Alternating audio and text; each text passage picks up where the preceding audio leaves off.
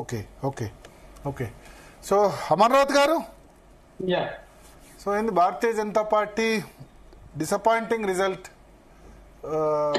17,000 ఓట్లు, డిపాజిట్లో సగం ఓట్లు వచ్చాయి. డిపాజిట్ 16.6 అయితే ఎగ్జాక్ట్గా 8.5 డిపాజిట్లో సగం ఓట్లు. ఇది నల్గొండ, ఖమ్మం ఇటువంటి చోట రావాల్సిన ఓటు సిటీలో ఎందుకు? ప్రైమరీ రీజన్స్ ఏం కనబడుతున్నాయి? భారత్ గారు, మొదట మీకు మన జీ తెలుగు ప్రేక్షకులకు మిత్రులందరికీ నమస్కారం. అంటే ఒక రకంగా చెప్పాలంటే జూబ్లీ హిల్స్ దో అది ఒక సిటీలో మన హైదరాబాద్ నడిబొడ్డున ఉన్నా కూడా అది ఒక ఎంఐఎం సీట్ గానే మనం చూడాల్సిన అక్కడ ఉన్నది. ఎందుకంటే దాదాపు మైనారిటీ ఓట్లే 1,80,000 వరకు అక్కడ Christian minority and Muslim minority. So Bharatiya Janata party 4 లక్షల్లో 1,80,000 ఎక్కడ ఉన్నాయి? 4 లక్షల్లో 1,20,000 ఓట్లు, 1,80,000 ఓట్లు. క్రిస్టియన్ మైనారిటీ ముస్లిం మైనారిటీ కలిపి అని చెప్పి క్రిస్టియన్ మైనారిటీ 18,000 ఎంతనో 15,000 ఉన్నాయి. మొత్తం కలిపితే 1,35,000. భారతీయ జనతా పార్టీకి జూబ్లీ హిల్స్ నియోజకవర్గం ఎప్పుడు కూడా అది ఒక అనుకూలమైన నియోజకవర్గం కాదు. Sorry to interrupt you. నేనేమంటా అంటే ఇక్కడ 25-26% మైనారిటీ ఓట్స్ ఉన్నాయి. బీహార్ లో ఇవాళ మైథిలి ఠాకూర్ 50% ముస్లింలు ఉన్న చోట గెలిచింది. బీజేపీ గెలిచేదే ముస్లిం పాపులేషన్ ఉన్న దగ్గర. నల్గొండ, ఖమ్మం, వరంగల్ ఎందుకు గెలవదు? ముస్లిం పాపులేషన్ లేని చోట. ముస్లిం పాపులేషన్ ఉన్న దగ్గరే పోలరైజ్ అవుతుంది, అక్కడే గెలవడానికి మొదటి నుంచి. ఇది సికింద్రాబాద్ అనేది 1991లో బండారు దత్తాత్రేయ గెలిచారు. ఎన్ని 36 సంవత్సరాల క్రితం బండారు దత్తాత్రేయ గెలిచారు. అటువంటి పార్లమెంటరీ కాన్స్టిట్యున్సీలో సికింద్రాబాద్ కాన్స్టిట్యున్సీ, మొన్న పార్లమెంట్లో సికింద్రాబాద్, మల్కాజ్గిరి, చేవల్ల 3 పార్లమెంట్ సీట్లు మీకు సిటీలో వచ్చాయి. అయినా సరే ఇది వీక్ కాన్స్టిట్యున్సీ అంటే మాత్రం నేను ఒప్పుకోను. ఎస్, మీరు కంటిన్యూ. సో ఇక్కడ పాయింట్ ఏంటంటే భరత్ గారు, భారతీయ జనతా పార్టీ ఏ రోజు కూడా అక్కడ కార్పొరేటర్ గెలవలేదు, ఏ రోజు కూడా అక్కడ ఎమ్మెల్యే గెలవలేదు ఇంతకు ముందు. So it is not our sitting seat. అయితే ఇక్కడ ప్రధానంగా మనం చూడాల్సిన విషయం ఏంటంటే, కాంగ్రెస్ పార్టీ ఇంతకుముందు మల్కాజ్గిరిలో ఆయన ఎంపీగా ఉన్నప్పుడు, ఇప్పుడు ముఖ్యమంత్రి గారు రేవంత్ రెడ్డి గారు కార్పొరేషన్ ఎలక్షన్ జరిగిన 2020లో అప్పుడు ఆయన గెలిచిన సీట్లన్నీ ఒకే ఒక సీట్. సో ఇక్కడ ప్రతి election, every election is the different election. ఇప్పుడు దుబ్బాకలో, హుజూరాబాద్ లో మేము గెలిచాం, కానీ ఈ రోజు ఒక్క ఎలక్షన్ కూడా బీఆర్ఎస్ పార్టీ గెలవలేకపోతున్నారు. దట్ డజంట్ మీన్ దట్ 2028లో అసలు బీఆర్ఎస్ పార్టీ ఉండదని చెప్పగలుగుతామో చెప్పలేమో తెలియదు మనకి. ఈ రోజు every election is a different election, every election voting pattern is a different pattern. అక్కడ క్యాండిడేట్ చాలా విషయాలు ఉంటాయి. అయితే ఇక్కడ ఒక్కటి నేను చెప్పదలుచుకున్నాను, రేవంత్ రెడ్డి గారు ఒక రకంగా చూస్తే చాలా అదృష్టవంతుడు. ఎందుకు అంటే 2 ఉప ఎన్నికలు కూడా సిటీలోనే రావడం. సిటీలో కాంగ్రెస్ పార్టీకి ముందు నుంచి అంటే 2023లో ఒక్క క్యాండిడేట్ కూడా గెలవకపోవడం వల్ల అసలు యాంటీ ఇన్కంబెన్సీ 2 సంవత్సరాలు 23 నెలలలో ఏదైతే యాంటీ ఇన్కంబెన్సీ వాళ్ళు మూటగట్టుకున్నారు రూరల్ ఏరియాలో, ఆ యాంటీ ఇన్కంబెన్సీ సిటీలో రిఫ్లెక్ట్ కాకపోవడం. సో ఈ విధంగా ఈ రోజు ఇప్పుడు జూబ్లీ హిల్స్ లో ఆయన వెళ్ళి అంటే ఇక్కడ ఎమ్మెల్యేలు ఓటర్లను ఓకే అంటే ఎమ్మెల్యేలు ఇక్కడ గెలిచుంటే ఎమ్మెల్యేల మీద యాంటీ ఇన్కంబెన్సీ ఉండేదంటారు, అంతేనా? న్యాచురల్లీ ఎందుకు ఇప్పుడు రూరల్ ఏరియా ఇవాళ కనబడుతుంది మీకు, పంచాయతీ ఎలక్షన్స్ లో చూడండి కనబడుతుంది. ఈ రోజు మీకు రూరల్ ఏరియాలో ఇక్కడ ఇందిరమ్మ ఇల్లు రాకుంటే ఎవరిని ప్రశ్నించాలి? ఎవరిని ప్రశ్నించడానికి ఎవరు లేరు అక్కడ.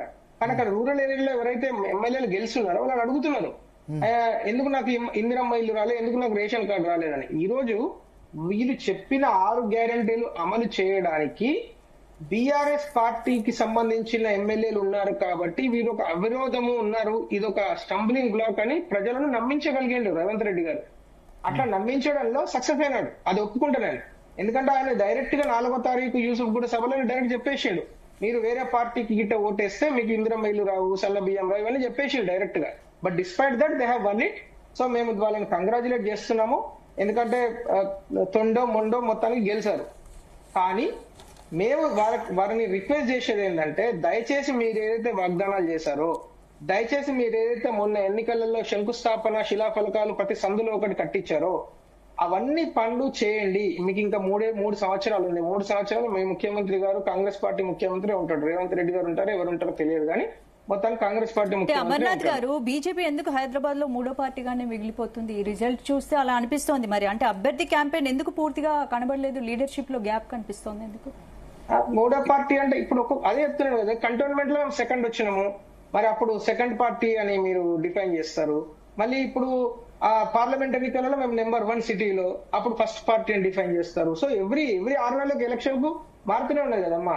రేవంత్ రెడ్డి వేవ్ కు ఈసారి బీజేపీ కౌంటర్ ఇవ్వలేకపోయింది. ఎలక్షన్స్ లో మల్కాజ్గిరి, సికింద్రాబాద్, చేవెళ్ళ 3 గెలిచాము. అంటే ఇవర్ ద నెంబర్ 1 పార్టీ, రైట్. తర్వాత కంటోన్మెంట్ ఎలక్షన్స్ లో ఇవర్ సెకండ్ పొజిషన్. ఇప్పుడు ఈ ఎన్నికల్లో ఇట్లా జిహెచ్ఎంసీ ఎలక్షన్స్ లో వి గాట్ 48. అట్లా నేను అదే అంటున్నాను కదా, మల్కాజ్గిరిలో రేవంత్ రెడ్డి గారు ఎంపీ ఉన్నప్పుడు ఆయన ఒక్క సీటు సంపాదించలేకపోయిండు కార్పొరేషన్ లో. జిహెచ్ఎంసీలో ఎలక్షన్స్ దాదాపు 60 సెగ్మెంట్లు ఉంటాయి అక్కడ. మరి అట్లాంటప్పుడు రేవంత్ రెడ్డి గారు is failure man, failure politician అని డిఫైన్ చేస్తారు. రెండు వచ్చినట్టున్నాయి, 48కి 2 వచ్చినట్టున్నాయి రేవంత్ రెడ్డికి, 48 కు 1 2 ఉప్పల్లో ఒకటి వచ్చినట్టు. ఒకటేమో ఓల్డ్ సిటీ గెలిచారు, ఇంకోటి బై ఎలక్షన్ ఫస్ట్ గెలిచింది ఉప్పల్లో. 48లో 2 వచ్చాయి. మీరు అన్నది డిసప్పాయింటింగ్ రిజల్ట్ రేవంత్ రెడ్డి కూడా మల్కాజ్గిరి ఉంటుంది. నేను అనేది ఏంటంటే భరత్ గారు, అంటే ఇప్పుడు ఎవ్రీ ఎన్నికను మనం సెపరేట్ గా చూడాల్సిన అక్కర ఉన్నది. ఒక ఎన్నికలో గెలిచింది కాబట్టి ఒక ఎన్నికలో ఓడిపోతుంది, లేకుంటే ఖచ్చితంగా గెలుస్తుందని చెప్పడానికి లేదు. అయితే ఇక్కడ నేను వారికి రిక్వెస్ట్ చేసేది ఏంటంటే, మీరు వాగ్దానాలను చేయండి దయచేసి. మొన్న జూబ్లీ ప్రజలు, ఎందుకంటే ఇక్కడ ఏంటంటే అమర్నాథ్ గారు ఓడిపోతే తప్పు కాదు, ఇక్కడ ఓడిపోయిన విధానం. ఇప్పుడు నాగార్జున సాగర్ లో మీకు లేదు, జానారెడ్డి మీద మీకు సంస్థాగత నిర్మాణం లేదు నాగార్జున సాగర్ లో. అక్కడ 8 9 అక్కడ ఎన్నో ఓట్లు వచ్చాయి, ఇక్కడ అన్ని ఓట్లు వస్తే సిటీలో యాక్సెప్టబుల్ కాదు కదా. కార్యకర్తలు వాళ్ళు ఇంత కోర్ కేంద్ర మంత్రి ప్రాతినిధ్యం వహిస్తున్నారు, సికింద్రాబాద్ పార్లమెంట్ కిందకి వస్తుంది కదా. నేను కూడా కార్యకర్తనే భరత్ గారు, నేనేం చంద్రమండలంలో లేను కదా. నేను కూడా మీరు స్పోక్స్ పర్సన్, మీకంటే చిన్న స్థాయి వాళ్ళు కార్యకర్త డిసప్పాయింట్ గారా? చూడండి సోషల్ మీడియా చూడండి, కార్యకర్తలు మీరు స్పోక్స్ పర్సన్. బట్ మీకంటే కష్టపడి ఎవరైతే అనుకుంటారో భారతీయ జనతా పార్టీ అధికారంలోకి రావాలని అనుకుంటారో, 8 మంది ఎంపీలు గెలిచిన తర్వాత ఇక మనదే అని అనుకున్నారో వాళ్ళందరినీ లెట్ డౌన్ చేసినట్టు కదా పార్టీ లీడర్స్ అందరూ కలిసి. భరత్ గారు, ఈ రోజు రిజల్ట్ ను ఖచ్చితంగా సమీక్షించుకోవాల్సిన అక్కర ఉన్నది. సమీక్షించుకుంటాం. భారతీయ జనతా పార్టీ ఏ రిజల్ట్ ను కూడా నాన్ సీరియస్ గా తీసుకోదు, ఏ రిజల్ట్ ను కూడా లైట్ గా తీసుకోదు. అది నాగార్జున సాగర్ ఎన్నికల రిజల్ట్ అయినా, హుజూర్ నగర్ ఎన్నికల రిజల్ట్ అయినా, ఈవెన్ భద్రాచలంలో ఉన్న ఒక ఎంపీటీసీ రిజల్ట్ అయినా సరే చాలా సీరియస్ గా తీసుకుంటుంది, సమీక్షించుకుంటుంది. 2 సీట్ల నుంచి 300 సీట్లకు ఎదిగిన పార్టీ భరత్ గారు. ఇదేమి ఉట్టుగానే చేసే పార్టీ కాదు. ఈ రోజు బీహార్ లో లాస్ట్ ఎలక్షన్స్ కన్నా 20 సంవత్సరాల తర్వాత కూడా మేము 200 సీట్లు ఎన్డీఏ గెలిచిందంటే ఉట్టుగానే గెలరు కదా. సో 100% సమీక్షించుకోవాల్సిన అక్కడనే ఇంట్రాస్పెక్ట్ చేసుకోవాలి. ఎక్కడ పొరపాట్లు జరిగినాయి, ఎక్కడ స్ట్రెంగ్తన్ కావాలి, ఎక్కడ మన నెరేటివ్ దెబ్బతిన్నది, ఎందుకు 2 ప్రధాన పార్టీలు బైపోలార్ ఫైట్ లో మనం 3rd పొజిషన్ లో చాలా దూరంగా ఎందుకు నిలబడాల్సి వచ్చింది అనేది 100% we have to introspect and we will definitely do it. Revanth Reddy వాళ్ళు 2 ఆరోపణలు చేశారు. ఒకటి బీఆర్ఎస్ తో కుమ్మక్కయినారు, రెండోది కేంద్రంలో ప్రాజెక్టులకి కిషన్ రెడ్డి అడ్డుపడుతున్నారు. ఇప్పుడు సుందరీకరణ అయినా మెట్రో అయినా ఆయన అడ్డుపడుతున్నారు అంటారు. 2020 జిహెచ్ఎంసీ ఎన్నికలు 5 సెగ్మెంట్లలో భారతీయ జనతా పార్టీకి బీఆర్ఎస్ కి పోటీ జరిగింది. అప్పుడు కాంగ్రెస్ పార్టీ డిస్టెంట్ థర్డ్, 2 చోట్ల అసలు ఇండిపెండెంట్ కన్నా కూడా తక్కువ ఓట్లు వచ్చినాయి. అట్లాంటప్పుడు కాంగ్రెస్ పార్టీ బీఆర్ఎస్ తో కుమ్మక్కైంది అని అనాలా? అట్లా అనలేము కదా.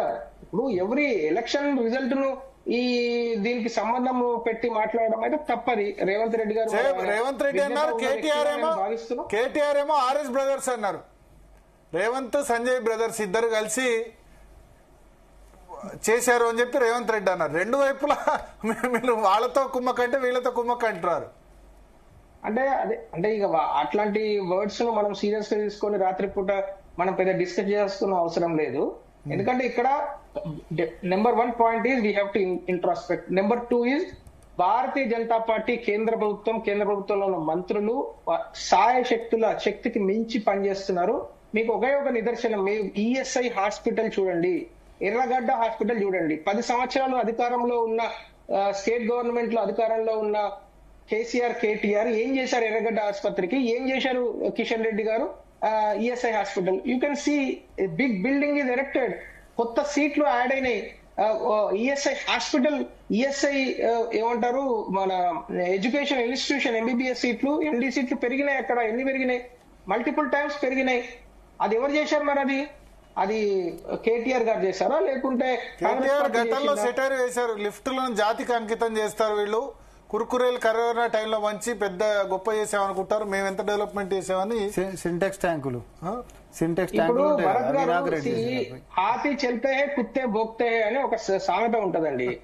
మేము పని చేసుకుంటే అభివృద్ధి అనే దానికి నిదర్శనమే బీజేపీ పార్టీ. ఇవాళ మాట్లాడతలేం మనం, అనేక సంవత్సరాలుగా ఎన్నో రాష్ట్రాలలో ఈ రోజు 20-25 సంవత్సరాలు అధికారంలో ఉండి కూడా ప్రో ఇన్కంబెన్సీ ఓటు తెచ్చుకున్న పార్టీ భారతీయ జనతా పార్టీ. ఎక్కడ అభివృద్ధి లేని సికందర్పూర్ బీహార్ లో ఉన్న సికందర్పూర్ లాంటి చోట, అంటే 20 సంవత్సరాల క్రితం బాంబులకు కత్తులకు రాజధాని అయిన ఒక ప్లేస్ లో ఈ రోజు జారా, టాటా, సోబిస్కోస్ లాంటి కంపెనీలను తీసుకొచ్చిన ఘనత సరే అది ఓకే. అక్కడ బీహార్ గురించి డిస్కస్ చేద్దాం. బట్ తెలంగాణలో ఎట్లా నాయకుల మధ్య ఆధిపత్య పోరు, కొత్త పాత నాయకుల బల్కంపేట ఎల్లమ్మ టెంపుల్ కు సంబంధించి అక్కడ ఉన్న మొత్తం డెవలప్మెంట్ 18.5 కోట్లతోని కిషన్ రెడ్డి గారు కల్చరల్ మినిస్టర్ ఉన్నప్పుడు తీసుకొచ్చింది. చెప్పుకుంటా పెద్ద లిస్ట్ చెప్తా. డిస్పైట్ సెంట్రల్ గవర్నమెంట్ కు స్టేట్ గవర్నమెంట్స్ సరైన సమయంలో ల్యాండ్ ఇవ్వకపోవడము, సరైన సమయంలో సహకరించకపోవడం. మెట్రో గురించి అడుగుతున్నారు రేవంత్ రెడ్డి. 5 ఎకరాల ల్యాండ్ ఇవ్వలేదు భరత్ గారు. మెట్రో 1.5 year గా పెండింగ్ లో ఉంది, మిగతా రాష్ట్రాల్లో క్లియర్ అవుతుంది, ఇక్కడ మాత్రం పెండింగ్ లో పెట్టారు కిషన్ రెడ్డి వల్ల. మెట్రోకు సంబంధించి 30 క్వశ్చన్లతోని మెట్రోకు సంబంధించి కలెక్టర్ గారి ఆఫీస్ నుంచి 30 క్వశ్చన్లు వీళ్ళకి రావడం జరిగింది. ఇప్పటివరకు ఆన్సర్ చేయలేదు. అది జరిగి దాదాపు 8-9 నెలలు అయింది. నేను ప్రెస్ మీట్ పెట్టి కూడా చెప్పిన, ఎందుకు మెట్రోకు ఇన్ని కోట్ల రూపాయలు పెంచడం జరుగుతున్నది ఇంతకు ముందు కంటే అని నేను అడగడం కూడా జరిగింది. ఇప్పటి వరకు కలెక్టర్ గారి ఆఫీస్ నుంచి వచ్చిన లెటర్ కి వీళ్ళ దగ్గర నుంచి సమాధానం లేదు. దాని మీద ఏం వర్కౌట్ చేయట్లేదు. వాళ్ళకి చిత్తశుద్ధి ఉంటే వెంటనే ఆన్సర్ చేసి పంపించాల్సింది. ఎందుకు 70 కోట్లు ఎక్కువ మీరు డిపిఆర్ లో పెట్టడం జరిగిందని క్వశ్చన్ చేసింది. అప్పుడు అంటే కేంద్ర ప్రభుత్వం వీళ్ళు ఏది అడుగుతా అనేది డబ్బులు ఇవ్వాలా, వీళ్ళ వాళ్ళ కాంట్రాక్టర్ల ఇంతెందుకు ఎక్కువ? ఇప్పుడు వైజాగ్ మెట్రో ఉంది, విజయవాడ మెట్రో ఉంది, దానికన్నా ఎందుకు ఇన్ని వేల కోట్లు ఎక్కువ అవుతున్నది? పర్ కిలోమీటర్ కి ఇన్ని కోట్లు ఎందుకు ఎక్కువ అవుతున్నాయని క్వశ్చన్ చేశారు. రైట్, అట్లా క్వశ్చన్ చేయడం తప్ప క్వశ్చన్ చేస్తే ఆన్సర్ చేయరా? ఇప్పుడు ఎట్లా చేస్తారండి? సో ఇంకో కౌంటర్ క్వశ్చన్ అడుగుతున్నా, కిషన్ రెడ్డిని లెట్ డౌన్ చేయాలని పార్టీలో ప్రయత్నం జరిగిందా? ఇది ఆయన కాన్స్టిట్యున్సీ కాబట్టి సికింద్రాబాద్ లో మొత్తం ఆయన రెస్పాన్సిబుల్ చేద్దామని మిగతా నాయకులు సహాయ నిరాకరణ చేశారా? ఓడిపోతే బాగుండని అనుకున్నారా? అట్లా ఎందుకు అనుకుంటారు? భారతీయ జనతా పార్టీలో ఒక చిన్న కార్యకర్తల నుంచి పై స్థాయి నాయకుల వరకు అందరు కలిసే పనిచేస్తారు. ఎక్కడ కూడా అలాంటి డిఫరెన్సెస్ ఉండవు. అట్లా డిఫరెన్సెస్ ఉండే పార్టీ భారతీయ జనతా పార్టీ కాదు. అట్లా ఎవరైనా అట్లా అనుకుంటే వారు భారతీయ జనతా పార్టీ కార్యకర్త కాదు.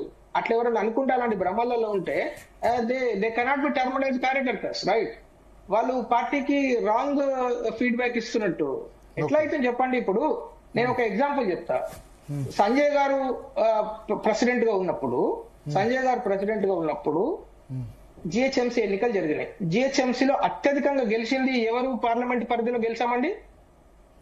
సికింద్రాబాద్ పార్లమెంట్ పరిధిలో 18 సీట్లు గెలిచాము కదా. మరి అది సంజయ్ గారు, కిషన్ రెడ్డి గారు అట్లా చూసుకుంటూ పనిచేశారా, లేకుంటే భారతీయ జనతా పార్టీ గెలవాలని పనిచేశారా?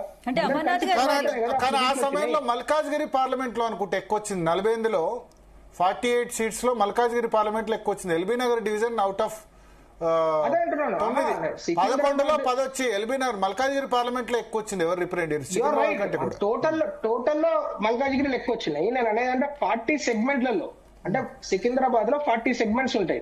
40 సెగ్మెంట్స్ లో 18 సెగ్మెంట్ గెలవడం జరిగింది అంటున్నాను.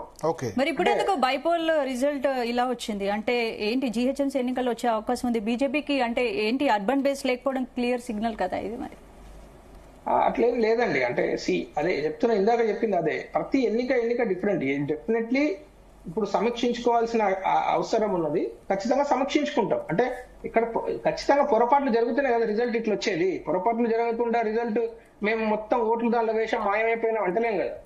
ఖచ్చితంగా ఎక్కడో చిన్న పొరపాట్లు, గ్యాప్స్ వచ్చి ఉంటాయి. ఆ గ్యాప్స్ ను సరి చేసుకోవడానికి we're ready. Bharatiya Janata Party always accept the results. అందు గురించే కదా ఇంప్రూవ్ అయ్యేది. ఇక్కడ మనం చూడాల్సింది ఏంటంటే, ఎప్పుడైనా సరే భారతీయ జనతా పార్టీ ఒక చోట గెలుస్తున్నది అంటే దానికి ఏకైక నిదర్శనం ఏంటంటే అభివృద్ధిని పట్టుకొనే భారతీయ జనతా పార్టీ గెలుస్తుంది. ఈ రోజు బీహార్ లో గెలిచినా, లేకుండా గుజరాత్ లో గెలిచినా, హర్యానాలో గెలిచినా, ఇంకెక్కడ గెలిచినా సో ఒక్కసారి తెలంగాణలో డబుల్ ఇంజిన్ సర్కార్ రేపు 2028 లో ఫామ్ అయిన తర్వాత తెలంగాణలో కూడా అధికారంలోకి రావడం అనేది ఒక అలవాటుగా మారిపోతుంది. ఎందుకంటే ఇక్కడ భారతీయ జనతా పార్టీ అధికారంలో ఉంటే ఏ విధంగా ఉంటుంది గవర్నమెంట్ అనేది చూడలేదు, డబుల్ ఇంజిన్ సర్కార్ అనేది చూడలేదు. సో చూడడానికి ఒక ప్రయత్నంగా మేము చేస్తున్నాము. డెఫినెట్లీ 2028 కు చాలా సీరియస్ ప్లానింగ్ లోనే బీజేపీ ముందుకెళ్తుంది. ఓకే, శరత్ గారు ఏదో చెప్పాలనుకుంటారు సార్. ఇప్పుడు విషయం ఏంటంటే భారతీయ జనతా పార్టీ